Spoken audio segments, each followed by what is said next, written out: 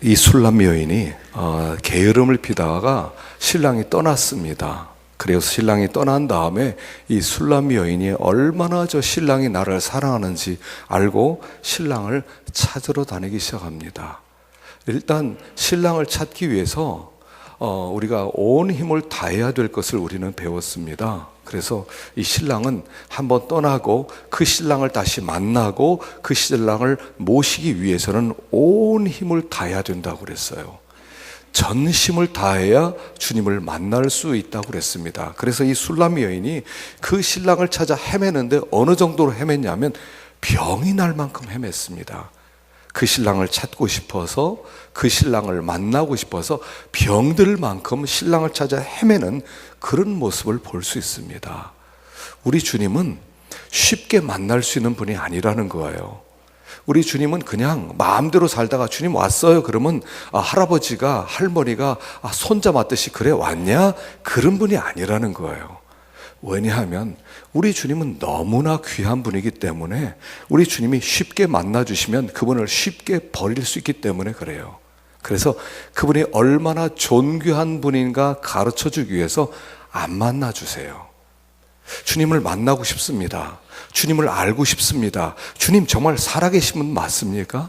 정말 저를 사랑하는 분 맞습니까? 그냥 몇 마디 했다고 해서 주님이 그래 나 너 사랑해 그렇게 찾아오는 분은 아니라는 거예요. 그래서 온 힘을 다해서 주님을 만나기를 원할 때 성경에 보면 항상 주님을 만났던 사람들은 항상 전심을 다했어요. 전심을 다했어요. 그래서 마음을 다하고 힘을 다하고 뜻을 다하고 목숨을 다하여 주 너희 하나님을 사랑하라 하는 거예요. 그래서 이 술람 여인이 그 신랑을 전심으로 찾아서 헤매고 있는 것을 우리는 보았습니다. 신앙의 회복도 마찬가지입니다. 신앙의 회복은 이렇게 일어나는 거예요. 그냥 교회 나왔다고 해서 신앙이 회복되는 게 아니라 정말 주님을 찾는 거예요. 찾고 찾으면 만나리라. 우리 하나님은 숨어 계시는데 숨어 계시면서 자기를 계시하는 분이신데 그래서 그 자기를 계시하는 그 하나님을 향해서 나오면 얼마든지 만날 수 있다는 거예요.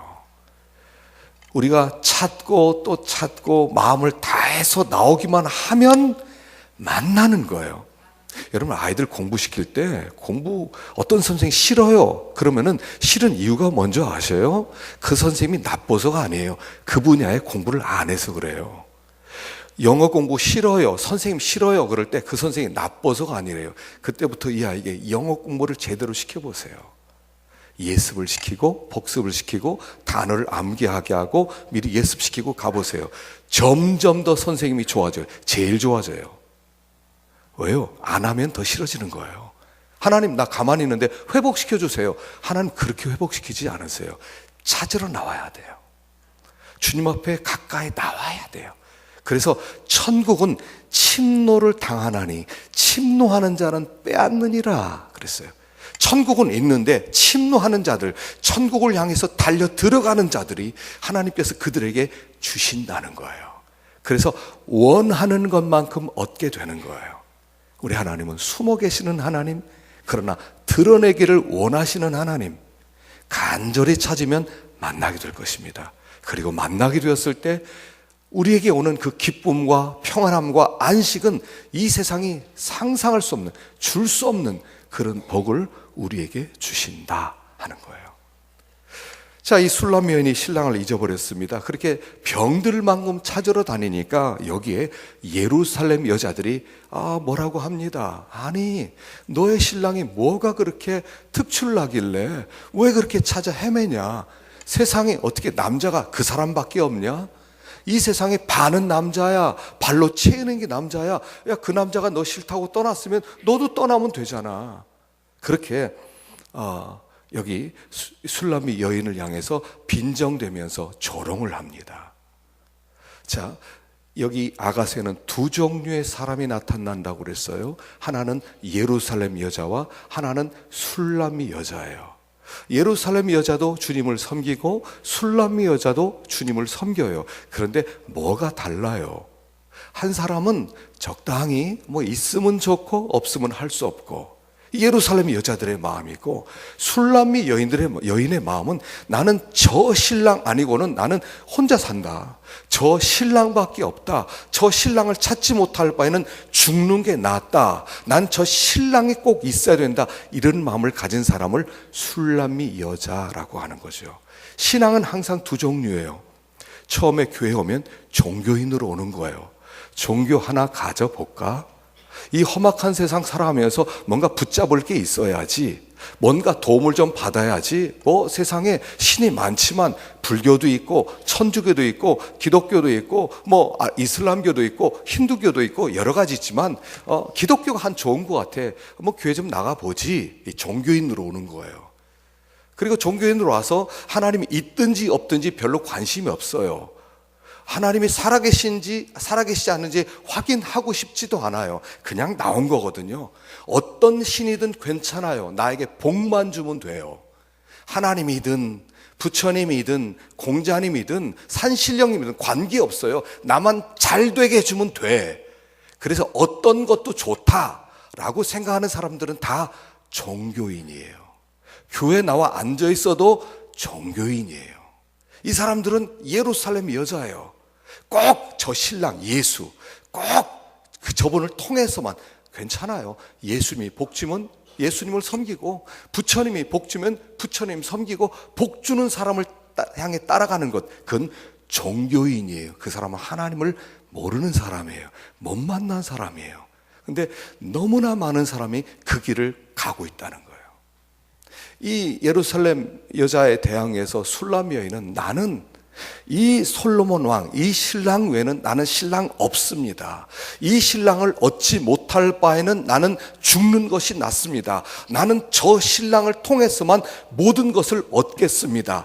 저 신랑 말고 다른 데서 오는 것은 나는 다 버리겠습니다. 나는 신랑만 사랑합니다. 이게 신앙인이라고 그랬어요.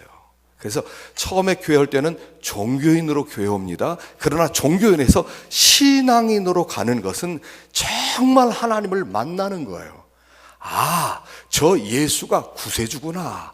저 예수가 하나님의 아들이구나. 저분을 통해서만 구원을 받을 수 있구나. 저분이 아니면 나는 소망이 없구나. 난 저분을 꼭 만나야 되겠다. 이런 마음이 신앙인이에요.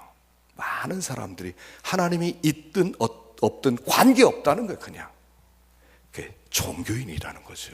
그러니까 두 번씩이나, 야, 너의 신랑이 남의 신랑보다 뭐가 낫냐, 도대체 뭐가 낫길래 너는 그 신랑을 저렇게 밤이 맞도록 찾아서 헤매고 있냐, 만나주지 않은 그 신랑 버려. 세상에 예수 말고 뭐 다른 신 없어? 부처님 없어? 예수 말고 저 알라, 요새는 이슬람교가 들어왔대. 그래, 하루에 7번씩 절을 한대. 그러면 그 알라가 복 준대. 왜 꼭 예수여야 돼? 예수 아니면 안 되는 거야? 라고 예루살렘 여인이 빈정되는 거예요. 그때 술람 여인이 왜 이 신랑이 아름다운지, 왜 이 신랑이 아니면 안 되는지, 이 신랑이 이 세상에 가장 뛰어난 분인지를 10가지로 설명하는 것을 우리는 계속 생각할 것이다 그랬죠. 그래서 첫 번째 아름다움, 그는 희고도 붉으신 분이기 때문에 많은 사람 가운데 뛰어나구나 그랬어요. 희고도 붉으신 분. 그러니까 희다는 것은 단순히 피부가 희다는 것이 아니라 영광스럽다, 빛난다, 그런 뜻이라고 그랬어요. 그래서 우리 신랑 예수님은 어떤 분이시다? 원래 참 하나님이시다. 영광스러운 하나님이신 그분이 사람의 몸을 입고 이 땅에 오셔서, 예수님은 참 사람인 동시에 참 하나님이시다. 그래서 그분은 희고도 붉으신 분이다. 그분과 비교할 수 있는 것은 아무것도 없다 그랬습니다. 이 세상에 여자의 배에서 태어난 사람 중에 하나님이면서 사람인 양성을 가지신 분은 오직 예수 그리스도, 오직 예수 그리스도 외에는 없다는 거예요. 이 세상에 훌륭한 사람은 많아요. 우리들에게 굉장히 귀한 교훈을 준 사람들은 많아요. 그러나 하나님이면서 사람인 분은 오직 예수 그리스도밖에 없다는 거예요. 그런데 왜 예수님이 참 하나님이면서 참 사람이시냐면, 예수님은 이 세상에 중보자로 오셨기 때문입니다. 하나님이 인간의 죄를 보고 진노하시고 하나님께서 형벌을 주시려고 하고 인간은 하나님의 진노를 받아서 지옥 형벌을 받을 수밖에 없는 이 절체절명의 위치에 있는 인간들을 가운데서 화해시키기 위해서 오셔서 하나님에 대해서는 하나님으로서 진노를 풀어주시고 또 사람의 죄를 대신해서 십자가에 죽으심으로 말미암아 예수님은 하나님의 마음을 풀어주시고 사람의 죄를 대신하신 중보자이시기 때문에 이 세상에 구원자는 오직 예수밖에 없다는 거예요. 기독교는 배타적이에요. 기독교가 아니면 안 된다는 거예요. 왜냐하면 그 예수가 참 하나님이고 참 사람이기 때문에 이 세상에 오셔서 자기의 하나님됨을 숨기고 오셨지만 그분이 숨길 수 없는 그런 능력이 있으셨던 것처럼 그분은 참 하나님이고 참 사람이기 때문에 그분 외에 구원 얻을 수 있는 구원의 중재자는 아무것도 없다는 거예요, 이 세상에. 그러니까 이 술람 여인이 나는 저 예수 아니면 안 됩니다. 저 예수와 나의 신랑입니다. 저 예수가 나를 구원하는 분입니다. 저 예수가 나에게 영생을 주는 분입니다. 저 예수는 나의 모든 것입니다 라고 외치고 있다는 거예요. 우리 지난 시간에 이것을 생각해 보았습니다. 자, 오늘 계속해서 신랑의 아름다움을 생각해 보십시다. 우리 10절 읽어보십시다. 시작.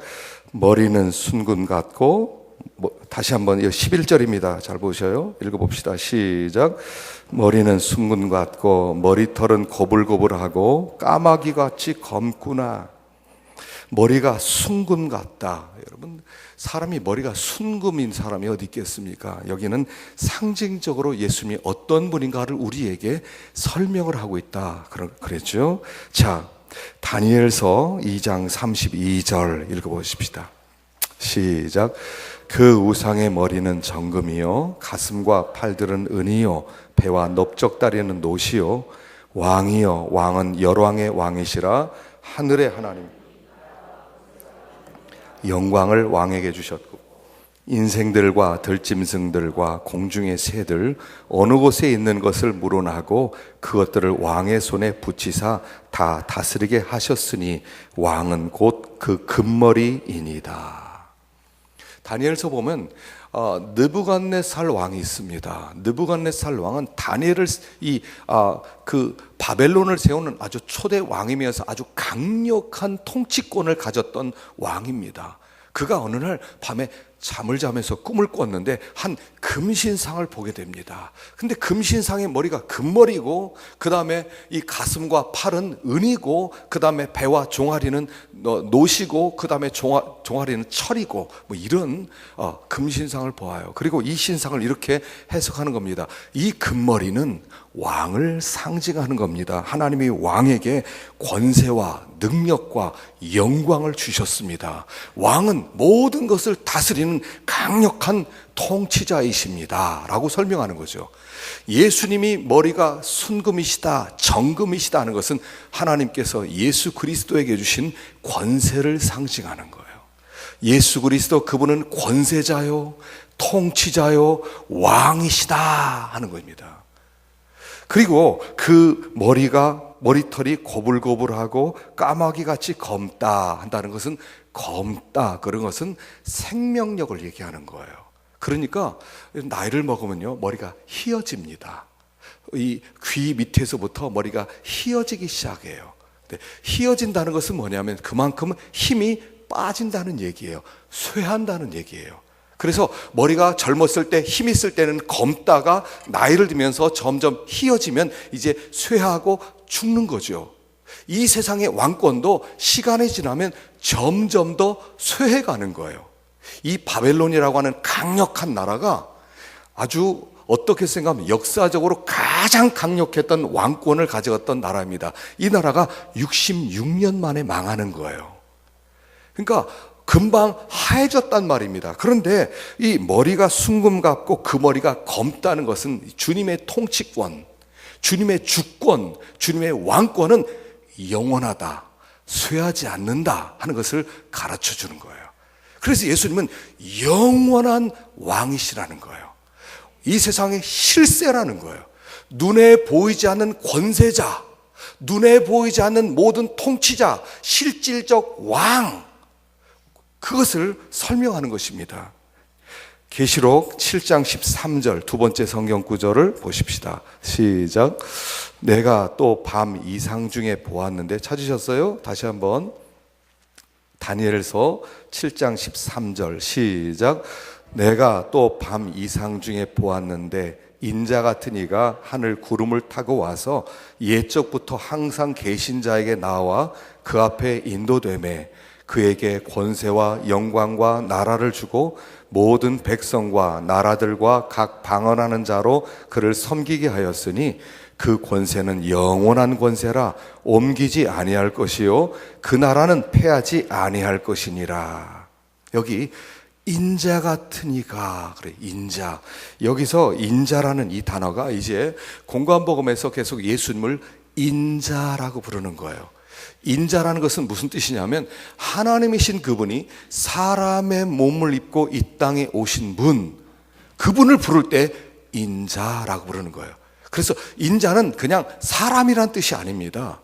인자라는 것은 사람이라는 뜻이 아니라 하나님이신 그분이 사람의 몸을 입고 이 땅에 오신 분, 아주 유일하신 분, 그 하나님의 아들, 그렇게 부를 때 인자라고 부르는 거예요. 그래서 인자는 예수님을 가르치는 얘기인데, 옛적부터 항상 계신 자가, 옛적부터 항상 계신 자는 성부 하나님이죠.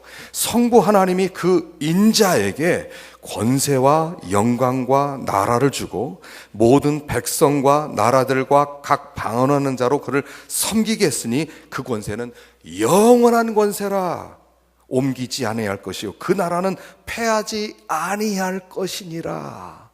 하나님께서 예수 그리스도에게 하늘과 땅의 모든 권세를 주셨음, 권세와 영광과 나라를 예수 그리스도에게 다 주셔서 모든 사람이 예수 그리스도를 주라 시인하고 그 앞에 무릎을 꿇게 만들었다 하셨다는 것입니다. 그래서 여기 세 번째 마태복음 28장 18절 읽어봅시다. 시작. 예수께서 나와 일러가라 하사대 하늘과 땅의 모든 권세를 내게 주셨으니. 자, 이 십자가에서 죽으셨다가 부활하신 그 예수 그리스도, 그 인자에게 옛적부터 계신 이가 하늘과 땅의 모든 권세를 주셔서 예수 그리스도 그분이 실질적 왕이시고 권세자시고 영광을 가지시고 그 영광은 영원한 나라가 되도록 하나님이 만드셨다 하는 거예요. 예수님은 왕이시라는 거예요. 그래서 그 왕 앞에 굴복하라는 거예요. 기독교는 이겁니다. 세례 요한의 역할을 하는 것이 교회입니다. 세례 요한은 예수님보다 6개월 앞에 왔죠. 그래서 회개하라 천국이 가까웠느니라 하면서 예수님의 앞길을 평탄케 하는 일을 했어요. 그러니까 이 평탄케 하는 일은 무슨 뜻이냐면 고대 근동에는 이런 일들이 있었습니다. 어떤 왕이 그래서 어떤 성을 점령하러 가기 전에 먼저 메신저를 보내는 겁니다. 사신을 보내는 거예요. 그리고 내가 왕의 명령으로 왔습니다. 당신들 이 왕 앞에 굴복하시고 문을 여십시오. 그리고 이 왕 앞에 굴복하면 왕이 당신들을 도와주실 것입니다. 왕이 당신을 그의 나라로 만들어서 그의 모든 그런 평화를 주실 것입니다 라고 먼저 메신저를 보내는 거예요. 그때 그 작은 나라의 왕이 알았습니다, 항복하겠습니다, 그리고 문을 열고 그 오는 왕 앞에 무릎을 꿇으면 그러면은 사는 것이고 우리는 끝까지 항전하겠습니다. 그러면 이 큰 나라 왕이 거기를 진멸시키는 거예요. 교회가 지금 하는 일은 이런 일을 하고 있다는 거예요. 여러분, 예수 그리스도는 진정한 왕이십니다. 그 나라를 세우기 위해서 오고 계십니다. 여러분 그 앞에 굴복하십시오. 회개하십시오. 그분을 영접하십시오. 여러분들이 거절하면 그분에게 심판을 받을 것입니다. 이걸 선포하는 것이 교회라는 거예요. 지금 계속해서 이것을 선포하고 있습니다. 회개하십시오. 천국이 가까웠습니다. 그분 앞에 굴복하면 여러분들은 그 나라의 백성이 될 것입니다. 그리고 그의 자녀가 될 것입니다. 그의 영생을 여러분들에게 줄 것입니다. 그러나 여러분들이 끝까지 거절한다면 여러분들은 망할 것입니다. 사실 교회가 전한 메시지는 하나입니다. 하나예요. 회개하라. 천국이 가까웠다. 그분은 왕이시다. 그분은 실세이시다. 모든 것을 통치하는 분이다. 그분이 곧 나타나실 것이다. 굴복해라. 그래서 굴복한 사람들이 나와서 예배를 드리는 거예요. 예배란 무슨 뜻입니까? 정치적 망명이에요. 하나님, 제가 이제는 더 이상 다른 왕을 섬기지 않겠습니다. 예수 그리스도가 참된 왕이라는 것을 알았습니다. 당신에게 항복합니다. 굴복합니다. 당신의 법을 따라 살겠습니다. 당신을 경배합니다. 당신을 예배합니다. 당신은 영광받기에 합당하신 만왕의 왕, 만주의 주이십니다. 이게 예배라는 거예요. 여러분, 그런 마음으로 나오셨어요?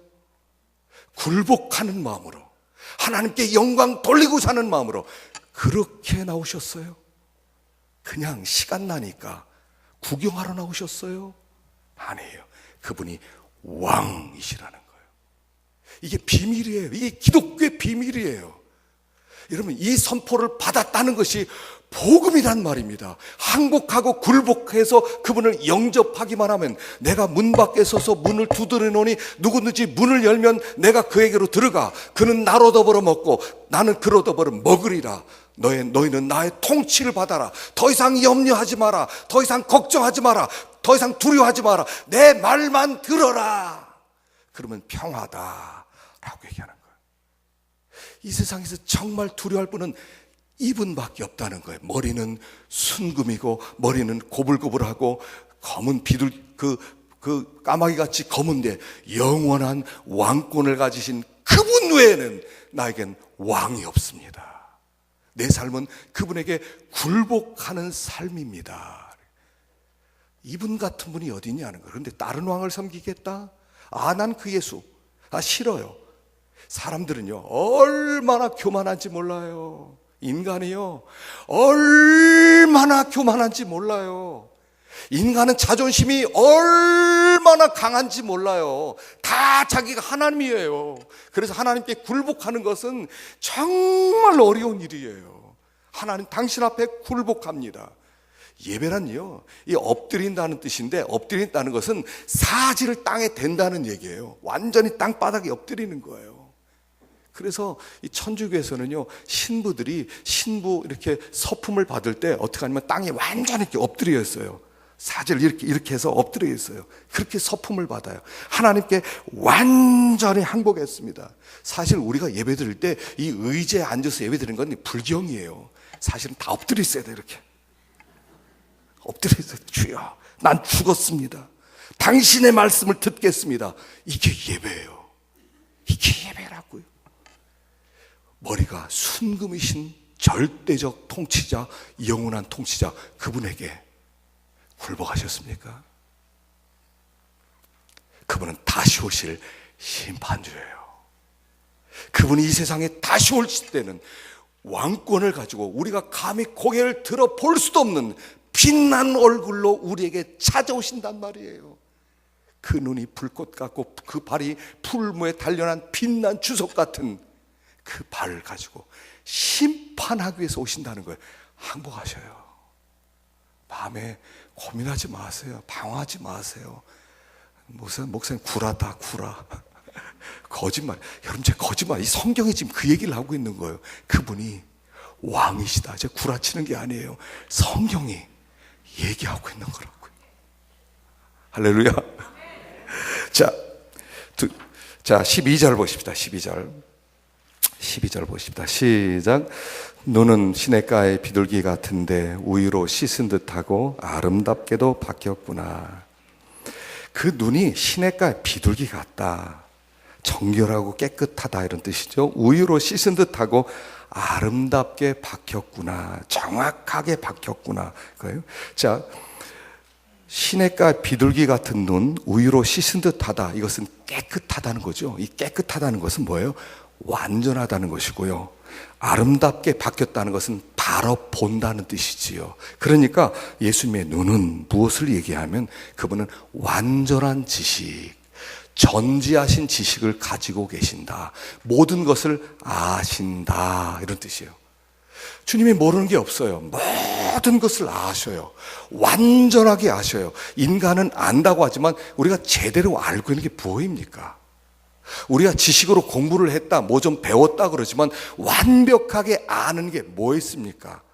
또 우리가 먼 과거의 일을 알긴 합니까? 앞으로 일어날 미래의 일을 알긴 합니까? 인간은 무지덩어리라고요. 사실 하나님의 지식 앞에 인간은 그냥 무지예요. 무지. 그냥 공부 조금 해서 뭐 좀 주워 들은 거, 책 몇 권쯤 읽어서 좀 아는 거.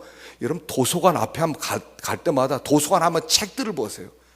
UCLA 옛날 도서관을 한번 갔었는데요, 정말 도서관이 크더라고요. 끝이 안 보여요. 거기 가면 길을 잃어버려요. 끝이 안 보여요. 좌우로 끝이 안 보여요. 책상이 있는데 그 도서관 가운데 책상이 있어서요, 어디가 어딘지를 모르겠어요.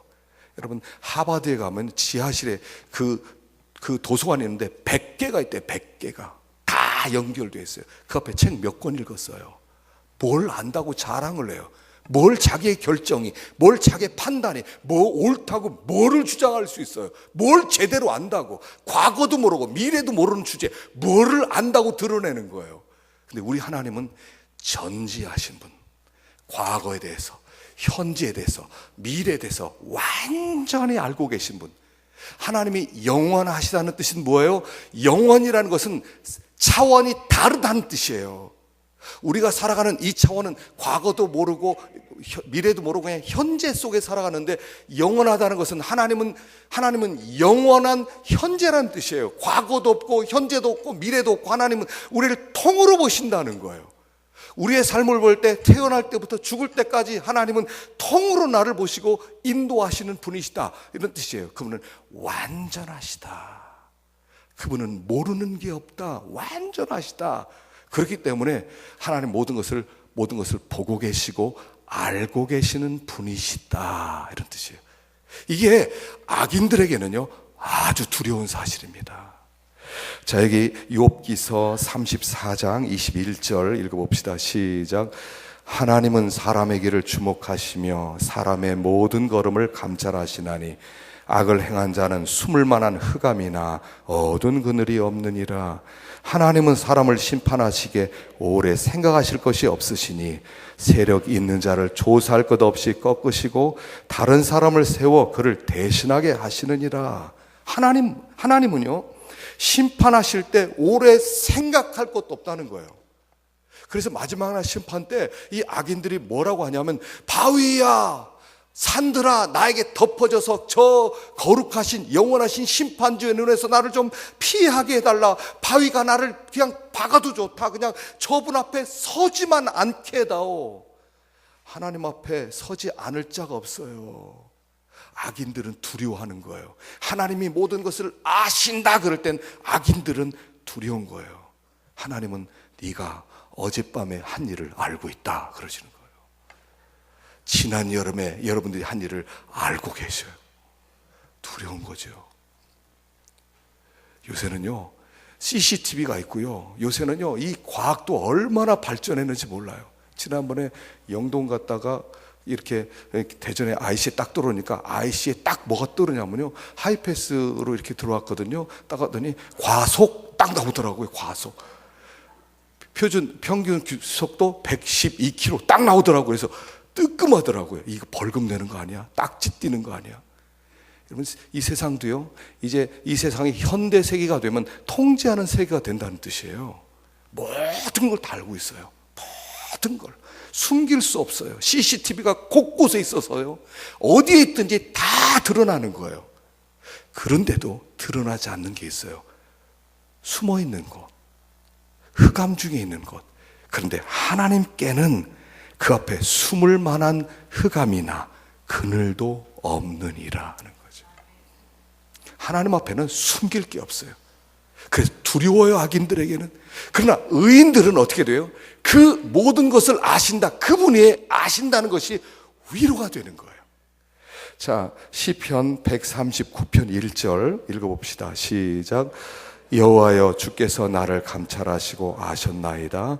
주께서 나의 앉고 일어섬을 아시며 멀리서도 나의 생각을 통촉하시오며 나의 길과 눕는 것을 감찰하시며 나의 모든 행위를 익히 아시오며 여호와여 내 혀의 말을 알지 못하시는 것이 하나도 없으시니이다. 그가 나를 감찰하고 하셨다. 이 감찰하신다는 것은 어떤 뜻이냐면요, 24시간 나를 세밀하게 살피고 있다, 이런 뜻이에요. 주께서 나를 24시간 세밀하게 살피면서 아셨습니다. 마치 중환자실에 들어간 그 환자와 같아요. 어떤 사람이 몸이 굉장히 안 좋아요. 그럼 중환자실로 들여보냅니다. 이 중환자실은 간호사가 24시간 감시하는 거예요. 무슨 일이 벌어져서 즉시 조치를 취해서 그를 회복시키는 게 이게 중환자실이잖아요. 우리 주님께서 마치 우리가 중환자실에 있는 것처럼 24시간 나를 감시하시고 나를 살피시고 나를 보호하시고 나를 그렇게 나의 모든 상태를 아시는 분이시다, 이런 거예요. 그래서 앉고 일어섬을 알고 생각을 통촉하시고 나의 길과 눕는 것도 보고 계시고 나의 행위를 익히 하시고 내 혀의 말을 알아듣지 못하는 것이 없습니다.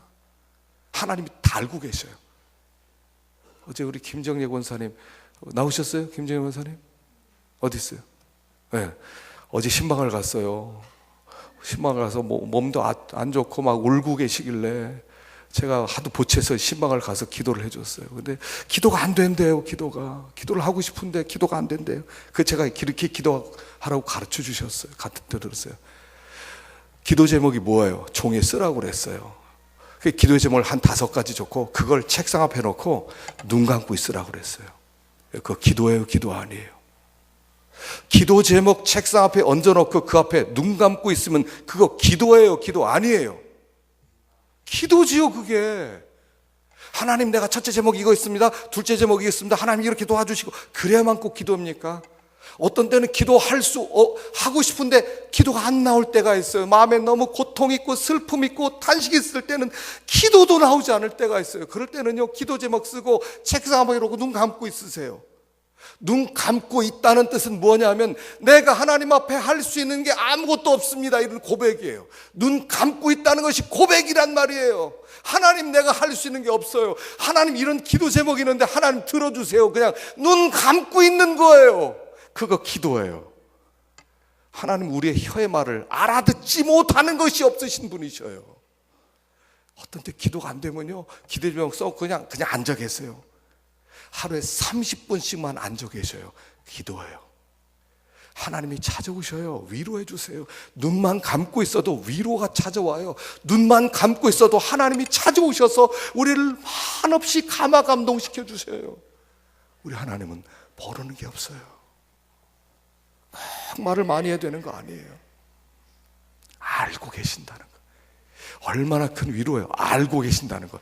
내가 여기 있다는 것을 알고 계신다는 것. 여러분, 알고 있다는 것과 아는 사람이 없다는 것은 굉장히 다릅니다. 내가 그냥 산에 이렇게 잠깐 바람 쐬러 이렇게 올라갔어요. 그러다가 어떻게 깊은 웅덩이가 있는데 모르게 그거 빠졌어요. 한 5m 되는데 내가 산에 올라가는 거 아는 사람이 아무도 없어요. 그럼 이 사람 어디 갔대? 찾다가 이 사람 죽는 거예요. 근데 누군가 알고 있어요. 올라갈 때 어떤 사람을 만나서 어디 가세요? 네, 산에 가서 좀 이렇게 바람 쐬러 왔습니다. 예. 그 사람이 실종됐어요. 그러면 그 사람 올라가는 거 봤는데 그럼 곧 출장하면 살아나는 거예요. 내가 여기 있다는 것을 아는 것과 모르는 것은 생사가 좌우되는 거예요. 하나님이 아신다는 거예요. 내가 지금 여기 있다는 것을 아신다는 거예요. 내가 이 위기 가운데, 이 어려움 가운데, 이 고통 속에 있는 것을 아신다는 거예요. 그 위로예요. 그분은 완전한 지식을 가지신 분.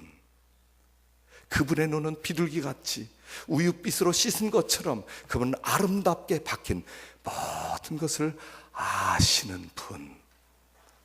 그러니까 우리가 그분이 아신다, 그분이 보신다, 그래서 그분 앞을 떠날 수가 없는 거예요. 그분의 눈 앞을 떠날 수가 없이 살아가는 삶이에요. 아신다. 그날 아버지 앞에 갔을 때 딱 보면서 우리 아버지가 나 알고 계시는구나 그랬을 때 그 마음이 어떻겠어요? 그 마음이 하나님의 큰 위로가 된다는 것입니다. 아시는 완전한 지식을 가지신 분이시다 하는 거예요. 13절 우리 마지막으로 읽어봅시다. 13절 시작. 뺨은 향기로운 꽃밭 같고 향기로운 풀 언덕과도 같고. 자, 그 뺨이 향기로운 꽃밭, 향기로운 풀 언덕, 이것은 한 가지 개념을 우리에게 주는 겁니다. 향기로운 꽃밭이 유채 꽃밭이 쫙 펼쳐져 있어요. 그 풀이, 그 잔디가 그냥 몇만 평이 그냥 쫙 펼쳐져 있어요. 무엇을 느끼는 겁니까? 거기는 평화로움과 안식과 쉼을 느끼는 거예요. 그분의 뺨을 통해서 우리에게 놀라운 평화와 안식과 쉼을 주시는 신랑이시다 하는 거예요. 자, 그런데 이 평화를 우리에게 주시기 위해서 어떻게 하셨어요? 예수님이 뺨을 맞으셨다는 것입니다. 이사야 53장 6절 말씀 읽어보겠습니다. 시작. 나를 때리는 자들에게 내 등을 맡기며 나의 수염을 뽑는 자들에게 나의 뺨을 맡기고 수욕과 침뱉음을 피하려고 내 얼굴을 가리우지 아니하였느니라. 나를 때리는 자에게 등 맡기고 수염 뽑는 자에게 나의 뺨을 맡기고 수욕과 침뱉음을 피하려고 내 얼굴을 가리지 아니했습니다. 자, 예수님이 우리에게 평화 주시기 위해서, 안식 주시기 위해서 행하신 희생은 뺨에 수치를 당하셨다는 거예요. 이 평화는, 우리가 평화 그럴 때는, 예수 믿는 사람의 평화는 항상 우리가 이렇게 생각해야 돼요. 뭐가 평화예요? 아무 문제가 없는 것, 죽을 때까지 먹고 살 것이 풍성한 것, 그리고 건강한 것, 그리고 자녀들이 다 잘 되고 있는 것. 여러분, 이것을 평화라고 생각하지 마세요. 이건 보통 사람들이 말하는 평화지만 하나님이 말하는 평화, 주님이 주에게 준 평화라는 것은 뭐냐면 하나님과 우리 사이에 화목하다, 이런 뜻이에요. 이게 평화예요. 하나님과 우리 사이에 막힌 것이 없다, 우리가 하나님께 언제든 나갈 수 있다, 이게 평화예요. 하나님과 나 사이에 어떤 먹구름이 없다, 열려져 있다, 이런 뜻이에요. 예수님께서 우리에게 이 평화 주시기 위해서, 하나님과 화목시키기 위해서 뺨을 내어놓으셨다는 거예요. 수염을 뽑히고 침뱉음을 당하고 주먹으로 맞고 뺨을 맞고 그 수치를 당함으로 우리에게 평화를 주셨다는 거예요. 그래서 예수를 믿으면 평화가 있습니다. 여러분, 심령에 평화가 있는 줄을 믿습니다. 정말 평화로우세요? 이 세상에 어떤 문제가 있더라도, 자녀들이 문제를 일으키고 직장에 문제가 생기고 몸에 건강에 문제가 생겨도 평화로우셔요? 염려, 걱정, 근심이 하나도 없으세요? 두려움이 하나도 없어요? 있잖아요. 있어요. 또 정말 어려운 것은 뭐냐면 인간 관계를 통해서 오는 어려움이에요. 그냥 경제적 어렵다, 그럼 견디면 되고, 그런데 어떤 사람이 나를 쫓아다니면서 괴롭히는 거예요. 직장 상사가 나를 그냥 잡아먹지 못해서 안다라는 거예요. 그럴 때 견딜 수 없는 그런 불안함과 불편함이 있지 않습니까? 우리 주님이 그 속에서도 평화를 빼앗기지 말라라고 하셔요. 어떻게 그 평화를 빼앗기지 않을 수 있어요? 보십시다. 요한복음 14장 27절 먼저 한번 읽어봅시다. 시작. 평안을 너에게 끼치노니 곧 나의 평안을 너에게 주노라. 내가 너에게 주는 것은 세상에 주는 것 같지 아니하니라. 너희는 마음에 근심도 말고 두려워하지도 말라. 내 평안을 너에게 준다. 이 평안은 세상에 주는 것과 다르다 그랬어요. 예수님은 이 세상에 계시면서 평화로우셨어요. 풍랑이는 바다에서 배가 바이킹처럼 왔다 갔다 하는 데서 잠을 주무셨어요. 예수님을 십자가에 죽이기 위해서 사람들이 큰 소리를 치면서 저가 하나님을 참남되게 욕했습니다 하는 억울한 말을 들으면서도 주님은 침묵할 만큼 평화로우셨습니다. 십자가의 못을 박으면서 사람들이 거기서 네가 하나님의 아들이면 내려오라 그럴 때도 주님은 고통 속에서 평화로우셨습니다. 이 평화의 비결이 뭐예요? 요게 30절이에요. 한번 보십시다. 요한복음 14장 30절 시작. 이후에는 내가 너희와 말을 많이 하지 아니하리니 이 세상 임금이 오겠음이라. 그러나 저는 내게 관계할 것이 없으니 오직 내가 아버지를 사랑하는 것과 아버지의 명하신 대로 행하신 것을 세상으로 알게 하려 함이로라. 일어나라, 여기를 떠나자 하시니라. 자, 예수님이 이제 십자가를 지십니다. 이 세상 임금이 오겠습니다. 이 마귀가 와서 사람들을 요동시킬 것이다. 사람들을 흥분시킬 것이다. 저 사람들로 하여금 나를 미워하게 만들 것이다. 나를 십자가 못 박게 할 것이다. 그런데 그 모든 사건이 나와는 아무 관계가 없다라고 얘기하는 거예요. 마귀가 예수님을 죽이기 위해서 하는데 저와 나는 아무 관계 없어. 어떻게 그렇게 말할 수 있어요? 요것 때문에 그래요. 오직 내가 아버지를 사랑하는 것과 아버지의 명하신 대로 행하시는 것을 세상으로 알게 하려 함이로다. 예수님은 이렇게 생각했어요. 나에게 오는 모든 고난이라든가 모든 미움이라든가 모든 오해라든가 모든 억울함을, 그 사건을 내가 하나님을 얼마나 사랑하는지 증명하는 사건으로 여겼다는 거예요. 그리고 내가 하나님 앞에 얼마나 순종하고 있는지를 증명하는 사건으로 여겼다는 거예요. 십자가가 왔습니다. 원수 마귀가 예수님을 십자가에 못 박기 위해서 사람들을 요동시킵니다. 자기 제자가 자기를 팔아먹습니다. 그래서 흔듭니다. 그런데 예수님이 이렇게 생각했어요. 이 사건을 통해서 나는 내가 하나님을 사랑하는 것을 증명하겠다. 이 사건을 통해서 내가 하나님 앞에 순종하고 있는 것을 증명하겠다. 그 사건을 보면서 그 사건 가져다 준 사람을 미워하고 원망하고 불평하는 게 아니라 그는 나와 상관없고 그가 만들어낸 이 사건은 내가 하나님을 사랑하는, 사랑을 증명해내는 사건에 불과하다.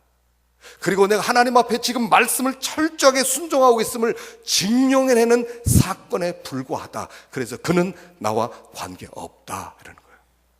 직장 상사가 나를 괴롭혀요. 그 직장 상사는 나와 아무 관계없다. 그가 만들어낸 이 사건은 내가 하나님을 사랑하는 것을 증명하라고 하나님이 보내신 사건에 불과하다.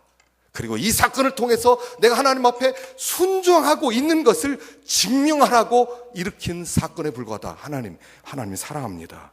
말씀 앞에 굴복합니다. 그는 나와 아무 관계 없습니다. 이게 평화를 지키는 비결이라는 거예요. 누가 오른편 뺨을 칩니다. 오른편 뺨을 칩니다. 나 왜 때려 하는 것이 아니라 이 매를 맞음으로 내가 하나님을 사랑하는 것을, 하나님의 말씀을 순종하는 것을 증명하는 사건이 되게 하리라. 왼편도 돌려대는 거예요. 이렇게 평화를 지켜나가는 거예요. 우리는 너무나 자주 평화를 빼앗겨요. 또 아무 사건이 있을 때마다 평화를 빼앗기고 사람 미워하고 또 고민하고 염려하고 징후하고 평화를 빼앗기는 거예요. 근데 주님은 그렇게 평화를 지키셨어요. 저는 나와 관계없어. 세상 임금이 나를 십자가에 못 박고 날 죽여 관계없어. 이 사건을 통해서 나는 하나님을 이렇게 사랑하는 것을 증명할 거야. 내가 하나님의 말씀을 끝까지 순종하는 것을 증명해낼 거야 라고 생각했다는 거예요. 평화가 있으십니까? 어떤 사람 때문에, 어떤 사건 때문에 평화를 빼앗기지 않으셔요? 늘 염려하고 늘 걱정하고 늘 두려워하고 늘 미움 속에 있고 늘 요동하고 지켜나가라는 거예요. 내가 너에게 평안을 주노라. 세상에 주는 것 같지 않은 평안이다. 이걸 너희들이 가지고 너희들의 평안함을 통해서 너희들이 이 사건 속에서 이 평안함 마음을 가지고 있다는 것을 통해서 하나님이 내가 하나님을 사랑하고 또 내가 그 하나님이 주신 말씀을 순종하고 있는 중이라는 것을 증명해낼 때 사람들이 우리를 보면서 신비롭게 생각하는 거예요. 그게 복음 전파예요. 그게 전도예요. 그게 내 존재의 목적이에요. 평화 빼앗기지 맙시다. 그 주님이 우리에게 주신 평안이고 그분이 나와 함께 계시고 그분이 나를 다스리시니까 그 상황 속에서 더 힘을 얻고 그 평화 속에서 하나님의 살아계심을 드러낼 수 있기를 간절히 축원합니다. 우리 기도하겠습니다. 자, 우리 시간에 우리 함께 기도하십시다.